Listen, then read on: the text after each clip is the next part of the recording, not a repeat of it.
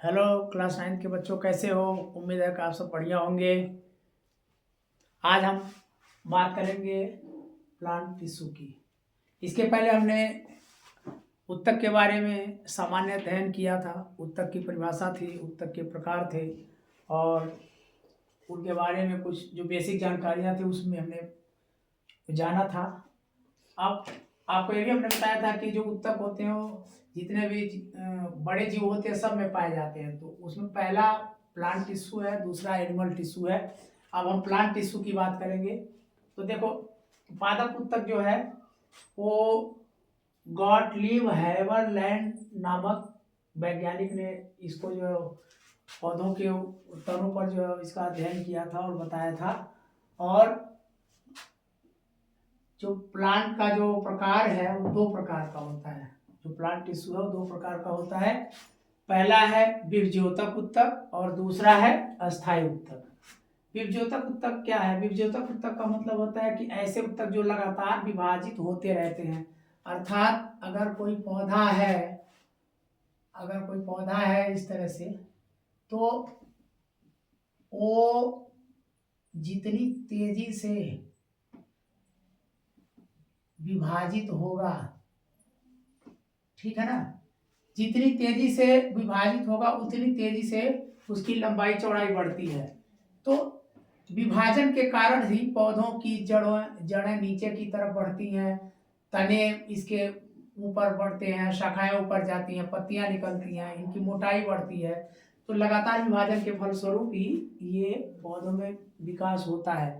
तो विभज्योतक उत्तक का मतलब हो गया कि ऐसे उत्तक जो लगातार विभाजित होते रहते हैं और इनके विभाजन के फलस्वरूप पौधों की लंबाई, चौड़ाई, मोटाई में वृद्धि होती है। ठीक है, ये तीन प्रकार के होते हैं: शीर्ष विभज्योतक, पार्श्व विभज्योतक और अंतर्विष्ट विभज्योतक।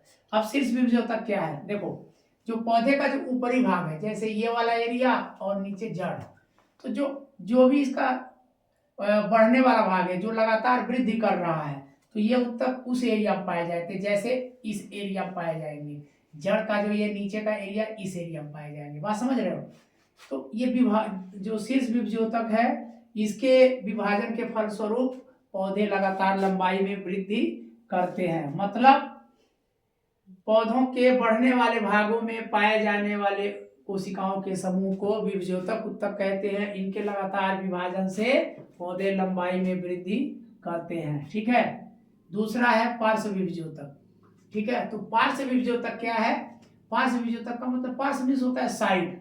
हम थोड़ा सा इसको ऐसे समझेंगे कि जैसे अगर हम एक पौधे का प्रारूप बनाते हैं ऐसे,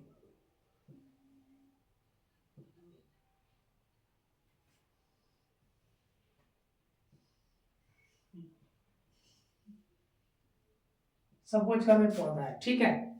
अब यहाँ पर ये जो ऊपर की तरफ ये जो विभाजन हो रहा है ना, मान लो ये शीर्ष है, ये शीर्ष है, तो ये वाला जो भाग है ना वो शीर्ष विभज्योतक कहलाएगा। इसके लगातार विभाजन से पौधे ऊपर की तरफ वृद्धि करते हैं। ठीक है, ठीक है। दूसरा होता है पार्श्व विभज्योतक। तो पार्श्व विभज्योतक किसे कहते हैं?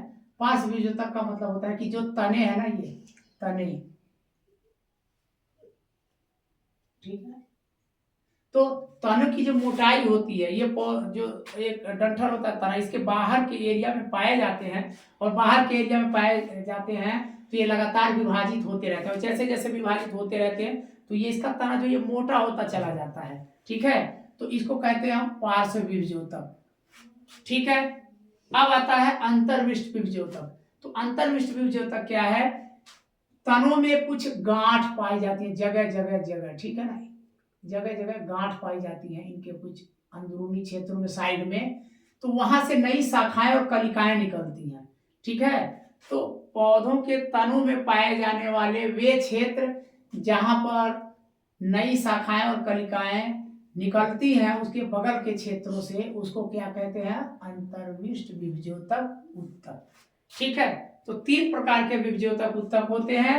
पहला होगा शीर्ष विभज्योतक उत्तक, दूसरा है पार्श्व विभज्योतक उत्तक, इससे मोटाई में वृद्धि होती है तनों के।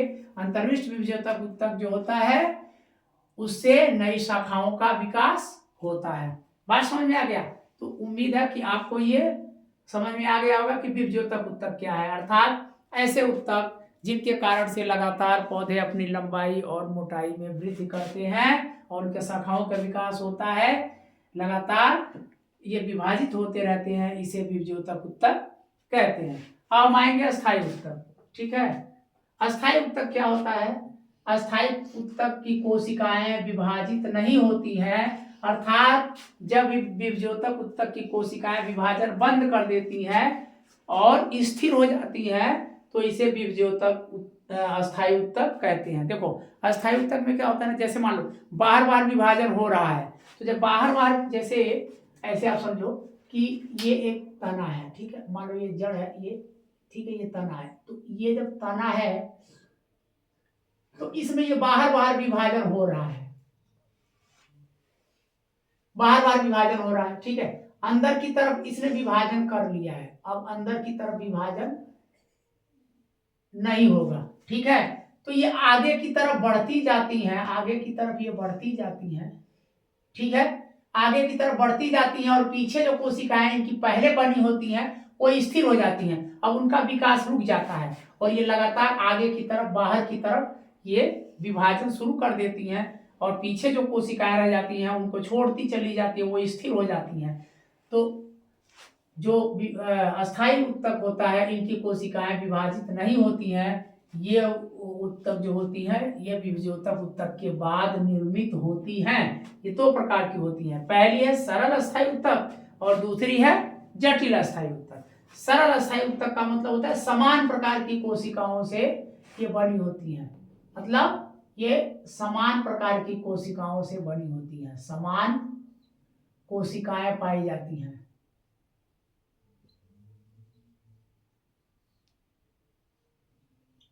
इसमें समान कोशिकाएं पाई जाती हैं, समान कोशिकाओं से बने हुए उत्तक को सरल अस्थायी उत्तक कहते हैं। ये तीन प्रकार के होते हैं, पहला होता है पैरेन्काइमा, दूसरा होता है कोलेन्काइमा, तीसरा होता है स्क्लेरेन्काइमा। पैरेन्काइमा को मृदुतक, स्थूलकोण उत्तक और दृढ़ उत्तक कहते हैं।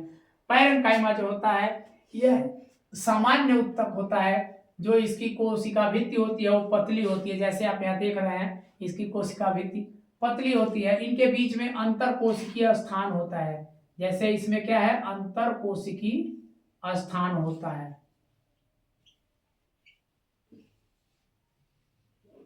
अंतर कोशिकीय स्थान पाया जाता है, ठीक है। ये पतली होती हैं, मतलब कमजोर होती हैं, बहुत पतली होती है। और तीसरा क्या है, ये भोजन संग्रह का कार्य करती हैं, भोजन संग्रह का कार्य करती हैं। ये कोशिकाएं मतलब पैरेन्काइमा दो प्रकार की होती हैं, पहली होती है क्लोरेन्काइमा, ऐसी कोशिकाएं जिसमें क्लोरोफिल भरा होता है, जिसमें क्लोरोफिल भरा होता है, ठीक है, उसको क्या कहेंगे, जिसमें क्लोरोफिल भरा होता है उसको क्या कहेंगे, क्लोरेन्काइमा। क्या कहेंगे, उसको कहेंगे क्लोरेन्काइमा। जिसमें क्लोरोफिल भरा होता है उसको हम कहते हैं क्लोरेन्काइमा, ठीक है। कुछ में एयर भरा होता है, जैसे मान लो इसमें सपोज करो इसमें एयर है, तो जिसमें एयर भरा होता है, ठीक है ना, उसको क्या कहते हैं, एरेन्काइमा। क्या कहते हैं, एरेन्काइमा, ठीक है। ये जलीय पौधों में ज्यादा पाए जाते हैं और इनके अंदर जो हवा भरने के कारण से, इनके कोशिकाओं में हवा भरने के कारण से ये हल्की हो जाती हैं और पानी पर लगातार तैरती रहती हैं। तो जो एरेन्काइमा होती है उसमें हवा भरी होती है और हवा भरने के कारण से ये हल्की हो जाती हैं और ये जल में आसानी से तैरती रहती हैं। तो ये हो गया आपका पैरेन्काइमा और उसके प्रकार। अब आते हैं स्थूलकोण उत्तक कोलेन्काइमा। देखो कोलेन्काइमा जो होती है ना, इसमें यहाँ इसकी कोशिका भित्ति थोड़ी मोटी भी होती है और इसमें कोने कोने पर लिग्निन होता है, ठीक है ना, इस पे क्या होता है, लिग्निन।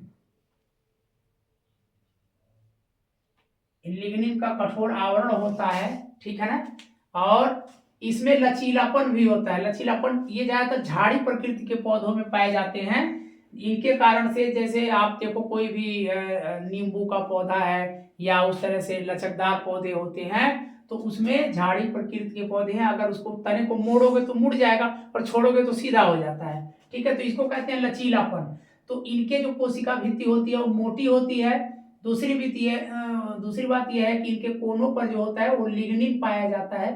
लिग्निन एक कठोर और मजबूत ये भाग होता है, इसके कारण से लचीलापन होता है और इन पौधों को लचीलापन प्रदान करता है, ठीक है, टूटने नहीं देता है, ठीक है। तीसरा आता है स्क्लेरेनकाइमा, दृढ़ उत्तक, ये हार्ड होते हैं, ये पेड़ों में वृक्ष में पाए जाते हैं। इनकी कोशिका भित्ति बहुत मोटी होती है, मजबूत होती है, इनकी सहनशीलता व मजबूती अधिक होती है। मतलब ये है कि ये इसमें यांत्रिक जो ताकत है वो ज्यादा होती है।